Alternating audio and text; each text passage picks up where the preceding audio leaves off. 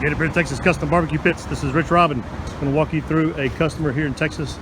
It's custom Captivator. We got a single wide cut door, 1/4 thick steel, 24 by 60 long, door counterweighted, 2 gauges, stainless steel cool touch handles, solid plate front shelf. We have a 1/2 inch thick firebox. It has a griddle built into the top of it, as you can see here. That is 1/2 inch thick steel as well, with a grease drain where you can hang a bucket on it. Drain that grease out. We've got gas assist to it with the cover plate, standard trailer lights, stainless steel cool touch handles, dial style vents.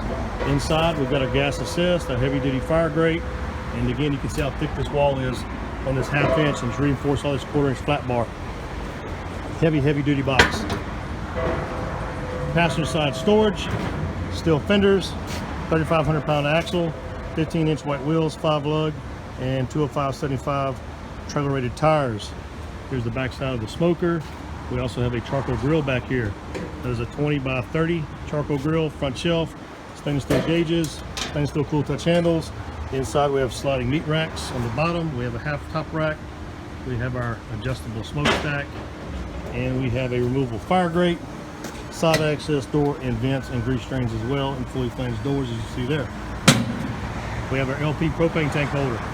Locks your tank in place, quick connect regular hose, top line screw jack, removable swivel wheel, 2 inch coupler, safety chains and hangers, and we have a 160K BTU burner or fryer with its own control valves, 1/2 inch gas pipelines, ball valves, and brass and copper fittings going to the actual burner itself. Pro ports. Let's open up this big boy and see what we got inside.